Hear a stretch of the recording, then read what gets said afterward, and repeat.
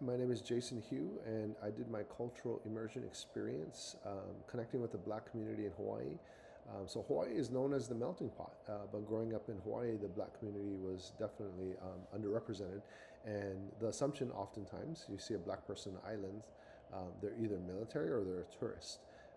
And so I wanted to engage myself and immerse myself into the Black community. After attending the event, there were four things that I really wanted to research a little more. And so, things that I had seen and heard, I wanted to know more about Black church. They made a comment toward Black church. And then the idea of communalism. It seemed like a very communal culture. Um, and then this term blackness, which refers to identity in physical and cultural attributes of being black. And then look at the current oppression that's happening in the black community today. Church comes with a lot of positive and negative feelings for the black community. So, on the negative side, most of the plantation owners during slavery identified as Christian, and not only that, they used scripture to justify their slave ownership and the treatment of slaves. So, church has a negative connotation in that sense. Two of the scriptures that they would use, you know, twist and skew. Genesis 9:19 through 29 was one of the primary examples that they would use, and Noah's curse on Canaan, Ham's son, is twisted and interpreted to say that the Canaanites, the descendants of Canaan, eventually are the African people, and that's who they are. And so um, they use that and they twist it. It's in publications, it's in sermons, it's in talk around the streets, that is what is happening. The African people are cursed. The challenge with that is that it also created a sense of elevation of white people, because they saw the other two sons of Noah who were blessed to be white people. And so not only are the black people oppressed, but the white people are elevated, creating an even larger power gap between the two. On the flip side, black church was also a place of sanctuary. So distinctively black church, and I think that's why it becomes a very distinct thing, separated, because it became this place of sanctuary. It became a place of safety that they could retreat to when the outside world was violent and terrible. Lincoln and Mamiya identify it as the cultural womb, and I just love that illustration. It seems to really encapsulate this, what the black church meant. It also provided faith and prayer, which were coping strategies that they could use to deal with what was happening outside. And the church was the foundational point to really start that movement of emancipation and civil rights. Communalism in my research had different parts to it, and so there's a term extended male maternal figures that was given in one of the articles, and you might have heard the term Big Mama. That's in movies, songs, and it's a common term in the black community, and what it referred to was really these maternal figures that come about communally to help raise children. And so that's a very common practice. Typically it was a grandmother, but not always. Sometimes it could have been an aunt that came in. But to me, really embodying it takes a tribe to raise a child. The other aspect of communalism was food. And so I heard the term soul food a lot, and I've heard it before in the past. You've probably heard it before as well. But food, although so many communities and cultures center their things around food, their gatherings around food, I think for the black community, food was an even more significant thing. So as they were talking about the different foods they were eating, there was something really deeper than just like, oh man, that tastes really good, but a really deeper connection to it. And so I feel like I could understand a little more why they use that term soul food. You're not sustaining just your physical body, but there's something that is really addressing the need of your soul. The thing with communalism in an individualistic Western society is that it creates a lot of cultural misconceptions. And so when you have other women coming in and raising a child, there's often the stereotype and misconception that something is going on, something's not right. And so typically it's absent fathers or negligent mothers is the assumption that's happening, when really communalism and these other maternal figures helping out in raising a child is a very common practice. Um, I think the thing that the Black community uh, really are trying to find that balance on is that balance of communalism and individualism. And so, um, there are figures that really showed their individualism in some ways. Rosa Parks and Martin Luther King Jr. Um, the strength of who they were helped them propel their movement, um, and not just for themselves but for the community. And so I think that that's where there is this overlap where how do young Black people really develop their sense of individuality, um, and bring it into this communalistic culture. I think that's a beautiful thing if they can figure that out. So there was a term also being used, blackness, and to be honest, it was an uncomfortable thing for me to say, and so I wanted to research more about what that meant, and it really referred to the sense of identity and the sense of pride in who they are. On a negative side with identity, I think young Black men are often associated with violence, and so that's an aspect of identity or even Blackness that could be probably used negatively toward outside people. The problem is it's perpetuated within themselves, and so these young men kind of see, well, we're violent individuals. That's part of who we are. And you see that coming out in songs and movies and other things. And so on one side, there's that negative aspect to it. On the other side, in the late 1960s, there was a movement called Black is Beautiful. And we don't really know the origins of it, but there is a man named Kwame Brathy, and he was a photographer, artist, and he found a way to take pictures in a way that made the attributes of Black people really pop.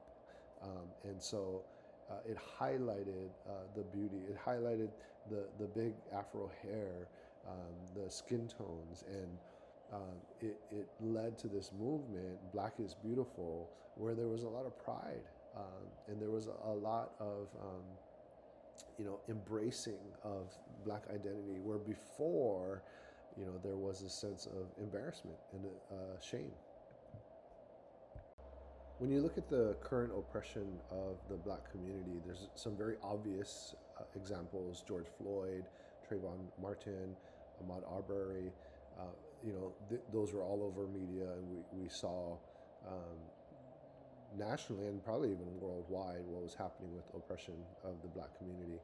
Um, so there's those very obvious expressions of racism, but there's also the indirect um, oppression that's happening. Because what's happening when there are these big stories of police brutality, it's causing a lot of fear with young people. And so there was a study Howard and others did, that fear almost spiked 50% in young people, afraid of police brutality, afraid of going out and the same thing happening to them. So, there's this indirect oppression that's happening with these individual and very highlighted cases. And then, going back to that identity of violence, that not only are young Black men taking on themselves, but people are inflicting upon them. There are these stereotypes that continue to oppress them. So, in one study, 90% of young Black people felt discriminated toward at least one time in the past year. And of those, many of them were reports about feeling like their teacher was afraid of them.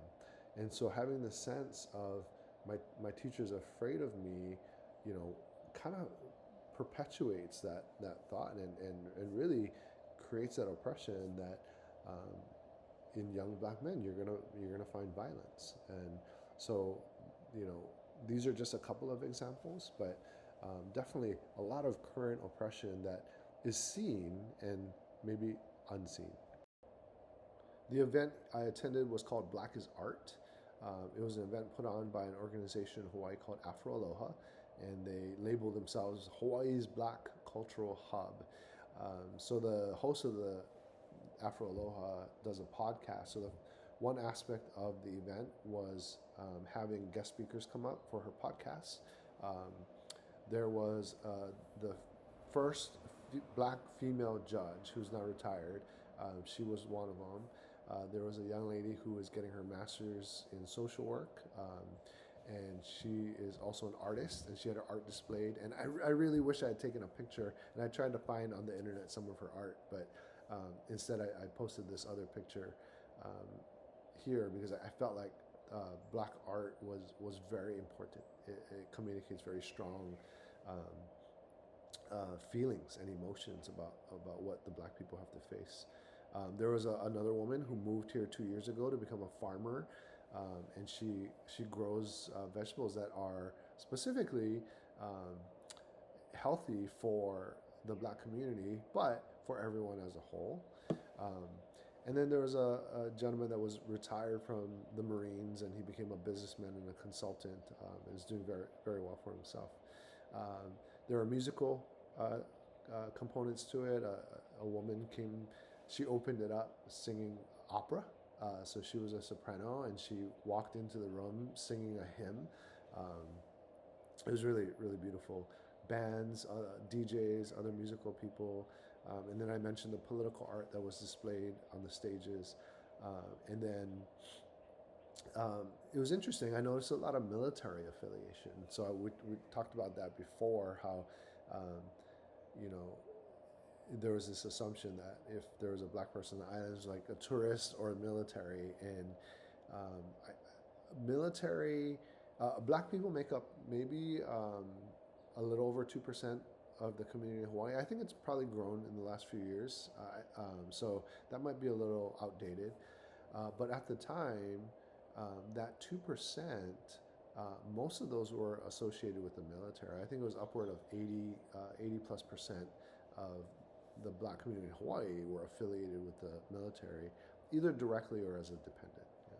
Yeah. And the other thing I noticed in the event too was cultural humor. And so it was really fascinating to see, because it was humor that I could see helped to cope with some of the struggles, some of the oppression that they're feeling, you know. And so you know, use humor to help yourself work through all the things that you're experiencing outside. I thought that was really fascinating. For the most part, while I was there, people didn't really engage with me. They weren't casting me out, but I was the only Asian person that was in attendance there. I saw like a couple of white people and one gentleman that looked like he might have been Latino, Hispanic, but I was the only Asian person there. And again, nobody was mean to me, but definitely a lot of people didn't engage with me until one gentleman came up to me and started talking with me.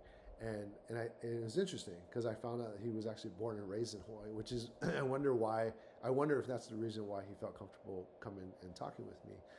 His father was in the military, mother was a nurse, originally from Atlanta, and he was a school counselor. So that helped also to kind of make a connection quickly.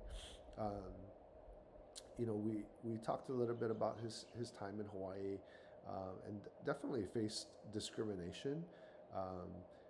He was mentioning that everybody thought he was an athlete. You know, there's always the assumption that you're an athlete, and he felt like he had to prove himself academically. You know, he did really well, but he felt disadvantaged because there was this discrimination toward him.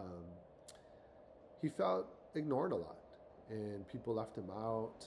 He was talking about how his peers would ask him, you know, if he was Samoan or Tongan because of his dark skin. You know, and this is when he was a child, so there was a lot of, I think, ignorance in that. when he told them that he was black, they seemed a little confused by that. Um, so he did feel like ignored a lot, but he said he had a couple of really good friends that he was able to kind of allow him to have that social connection that he needed. All in all, he was saying, it's really mild compared to the mainland. He recalls going back to Georgia and at times experiencing a lot more overt discrimination. People clutching their purses, or kind of just looking at him suspiciously. So, yeah, there was definitely the discrimination here in Hawaii, but compared to what he felt outside at other places, he just felt like he used the term laid back. It was a lot more laid back here. So, just to summarize my experience that I had at this event, you know, first noting my personal feelings and really the sense of discomfort, and it wasn't in the stereotype of fear like some of the reports that I read talked about, or the stereotypes that are pushed upon, right? Um, but it was really kind of the sense of discomfort of like I didn't want to offend, I didn't want to say the wrong thing, I didn't want to come across as offensive or racist, toward the black community, and so it was an interesting thing for me to work through that discomfort in being there. Um, but it was super helpful. I feel like I got a deeper understanding of the black community, what they're going through, what they're feeling, which is helpful, I think, to me. In the years being here, I've had a few friends from the black community um, who were black, but you know, I felt like we had a great connection. Um, but I do notice when I think back on it, there was somewhat of a disconnect. There was somewhat of a lack of depth. And I wonder if there was how much of it was me and my discomfort, how much of it was their apprehension because of what they're feeling from everybody else around them, and so they're expecting it from me as well. But it gave me a deeper understanding of what might be going on, and I think that would be something that's helpful moving forward. Um, I'm seeing what I experience is happening with the black community is just this continued evolution of identity, and I can see it happening in positive and negative ways, and I think that's where we come into play as counselors and other um, influential people for young black men and women, is how do we help them develop their identity culturally um, in a very positive way, because I could see it going both ways. And so uh, really when you think about it it's really young in developing it. Like if it wasn't until the late 1960s that they could feel proud of who they are and what they look like, that really wasn't that long ago. And so that development, that evolution of identity is something that's really ongoing and um, really significant. So I think there's so much more to learn. Um, really just scratch the surface on all of these things, and I really wish I could have spent more time researching, and um, I probably spent too much time. I was reading so many things that you know I kind of ran out of time in presenting. But there's so much more to learn, so many complexities, and I hope that I'll be able to further my understanding in this area. So I hope you'll join me in really helping the black community evolve and develop their identity and self confidence, and really highlight the importance of their culture and who they are. I think how we can apply that to counseling, I think the first thing we need to do is understand our implicit bias. Um, I don't believe anyone on this in this class wanting to be a school counselor would be intentionally racist toward anyone else. but there's so many implicit biases that we probably have within ourselves. That one report where, you know, students were saying that they felt like their teachers were afraid of them. I cannot believe that a teacher intentionally did that, but I'm guessing there's a lot of implicit bias there. And so self-awareness and developing that self-awareness is going to be probably one of the biggest things that we can do. Um, Understanding our discomfort, our beliefs, our thoughts that are going on. Um, but when we can understand that implicit bias and develop that self-awareness, I think that's going to help us a lot. I think the other thing is just helping, um, young black men and women feel seen and heard. Especially when they're in a culture of minority, um, it sounds like there is a lot of retreating and there's a lot of pulling back. And so um, I think when we're in a place where there's a young black man or woman that a boy or girl that they're the minority in this culture, there can be this situation where they feel outcasted and ignored. So allowing them to feel seen and heard in these kinds of situations is going to be really important. And for me in Hawaii, I think that's going to be a really important one too. Yeah. And then on top of that, I believe that we as counselors can help them create new narratives, especially for the young black man. It kind of broke my heart to hear how much they gravitate to this idea of violence and just kind of take that on and internalize it. I think we can help them create new narratives, working with the family, understanding all of these aspects of communalism and what that means. I think that's a strength. And we can work together with families and communities in the black community to help these young boys and girls, men and women, to create new narratives in their life. And so I feel like the role of the counselor becomes very significant in that way.